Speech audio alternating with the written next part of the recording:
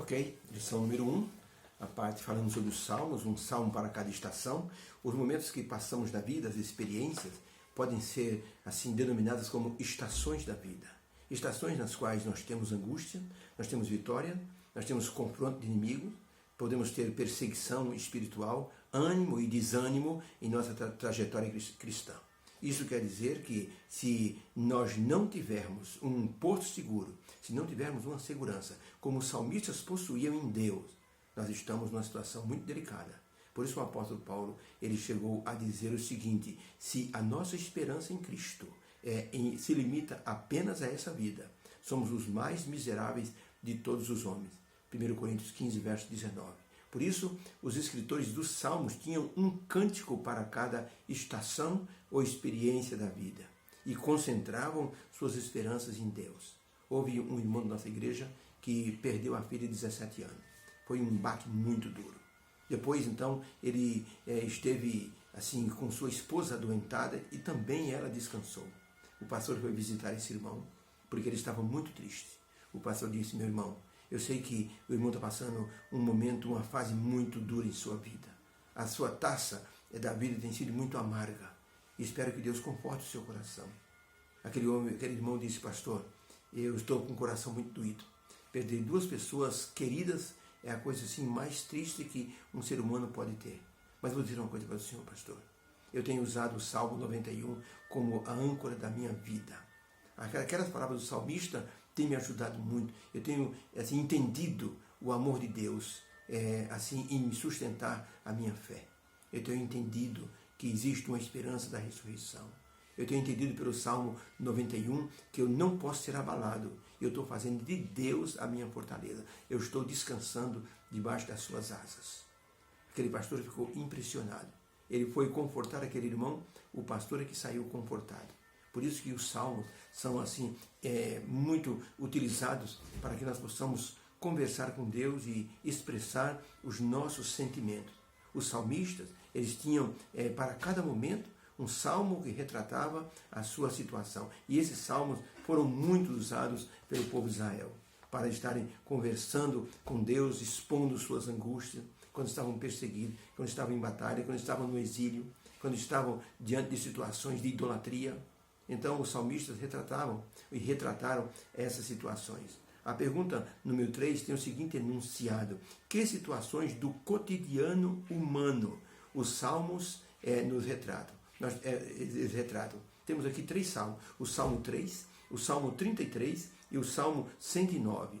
Que situações do cotidiano esses 3 salmos retratam? Vamos ao Salmo 3. Diz assim, o salmista está fugindo dos inimigos. E ele usa a seguinte expressão: Senhor, como tem se multiplicado meus adversários, são muitos os que se levantam contra mim. Muitos dizem da minha alma, não há salvação para ele em Deus. Porém, tu, Senhor, és o escudo para mim. O Senhor é a minha glória.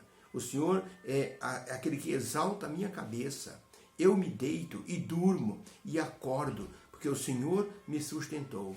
Levanta-te, Senhor, salva-me, Deus meu, porque o Senhor feriu a todos os meus inimigos. A salvação vem do Senhor. Sobre o teu povo seja a tua bênção.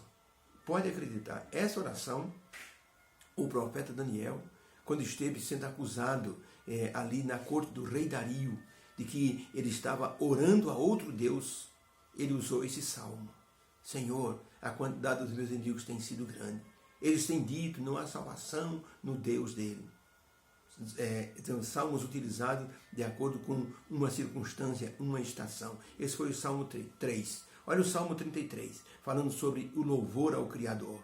Diz assim o salmista: regozijai-vos no Senhor, vós justos, pois seus retos juízos são perfeitos, e nós convém louvá-lo. Louvai ao Senhor com harpa, cantai-lhe com saltério e com instrumento de 10 cordas, cantai-lhe um cântico novo, tocai bem e com júbilo. Aqui o salmista está incentivando a estar sempre cantando um cântico novo. Ou seja, em vez da repetição mecânica, um cântico novo, um cântico que exalte o poder de Deus, que diga da sua alegria, que diga do que você está sentindo, porque são estações da vida. Nós vivemos essas estações, como eu disse no início, estações de angústia, de livramento, de perseguição. Temos que expressar essa gratidão a Deus através do cântico. Salmo 109, o salmista está pedindo justiça a Deus. E isso chega até a espantar as pessoas. Ele diz assim, põe sobre os maus, coloca, Senhor, um ímpio. Esteja Satanás à sua direita. Quando for julgado a pessoa que é má, sua condenação seja certa e sua oração se lhe torne em pecado. Sejam poucos os seus dias e outro tome o seu ofício. Sejam órfãos os seus filhos e viúva a sua mulher. Sejam vagabundos e pedintes dos seus filhos e peçam pão fora dos seus lugares desolados. Lance o credor mão de tudo quanto tenha a pessoa mal e despojem essa pessoa, os estranhos, que tomem conta do seu trabalho.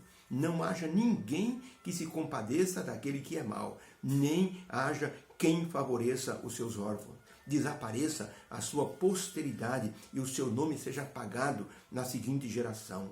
Esteja na memória do Senhor a iniquidade de seus pais e não se apague o pecado da sua mãe. Andes e estejam sempre perante o Senhor, para que o Senhor faça desaparecer a sua memória da terra. Aqui o salmista está numa angústia muito grande, ou seja, passou uma perseguição, os maus estão prosperando, e o salmista faz um desabafo a Deus. É quase como se fosse uma maldição que está assim jogando sobre os maus. Então veja, retratam situações diferentes. O primeiro retrata fuga dos inimigos, o segundo retrata louvor ao Senhor, e o terceiro, Salmo 109, pede justiça a Deus contra aqueles que são maus. Então, a pergunta, que situações do cotidiano esses três salmos retratam? Resposta, os autores dos salmos, eles clamam por livramento dos inimigos, exaltam o Criador com louvores e pedem justiça a Deus contra os maus. Ressaltam, com isso, nosso cotidiano e nos animam a buscar o Senhor em nossas angústias e exaltá-lo nas vitórias. É isso que os salmos eles fazem. Por isso que são tão importantes as leituras dos salmos.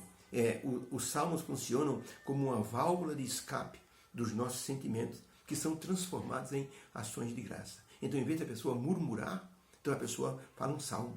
E o salmo vai retratar a sua situação, o seu pedido de socorro, a sua gratidão pelas bênçãos, o seu clamor por libertação dos problemas e o maior apego a Deus através da fé e da dependência de sua proteção.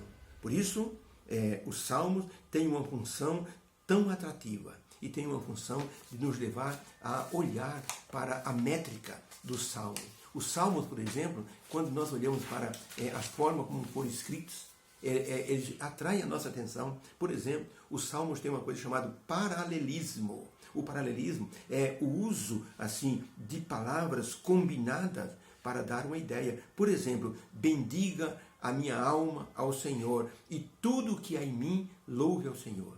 Quando ele diz bendiga a minha alma, ele utiliza um paralelismo, tudo que há em mim. Então, essas duas palavras, essas duas frases indicam a totalidade do ser. Bendiga a minha alma ao Senhor, tudo que há em mim. Ou seja, usam palavras combinadas para mostrar a totalidade. Isso chama-se paralelismo no Salmo. Outra coisa que é muito utilizada é as imagens. Ou seja, as palavras têm imagens figurativas.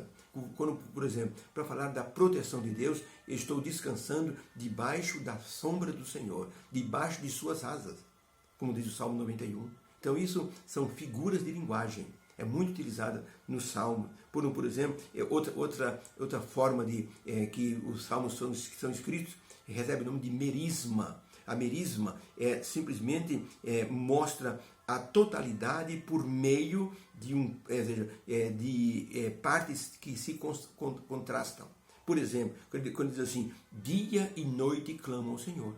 Dia e noite, ou seja, a totalidade. Por isso é importante aprender essas questões que os salmos mostram. Os salmos mostram um paralelismo, palavras combinadas. Os salmos mostram figuras de linguagem, palavras que representam figuras ou figuras que representam uma ideia. Os salmos mostram a merisma, que são expressões que mostram a totalidade das coisas, e o jogo de palavras, que são chamados de trocadilhos, para dar uma ideia daquilo que a pessoa está querendo dizer. Por exemplo, o salmista usa a palavra Elohim, que significa Deus, os deuses, e usa a palavra Elilim.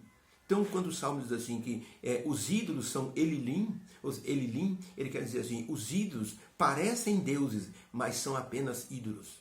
São coisas fabricadas. Então, nos Salmos tem essa ideia, ou seja, tanto o paralelismo, como, por exemplo, a merisma, como, por exemplo, a figura de linguagem, e tem também a parte final, que é o trocadilho, que é o jogo de palavras. Isso para que nós possamos ter maior interesse na leitura de um salmo. Tudo isso forma a métrica dos salmos, ou seja, inspirado por Deus, para que nós possamos olhar os salmos, ler e interpretar com a nossa experiência pessoal. Deus abençoe. Possamos sempre colocar Deus como sendo aquele que está assim interessado em nosso bem-estar. E os salmistas mostram isso nos salmos. Cada momento de nossa vida nós temos assim como interpretar através de um salmo. Obrigado, meu Deus, porque nos ensinaste hoje sobre como os autores dos Salmos utilizaram suas circunstâncias pessoais, suas estações, seus momentos para expressar o clamor ao Senhor, a questão da sua proteção e como eles sempre colocaram a sua confiança no teu poder. Nos faz ter essa mesma confiança em nome de Jesus. Amém. Uma feliz terça-feira. Que esse ano 2024 seja uma bênção para todos nós. Vamos ter luta, mas acima de tudo, vitória. Deus abençoe. Amém.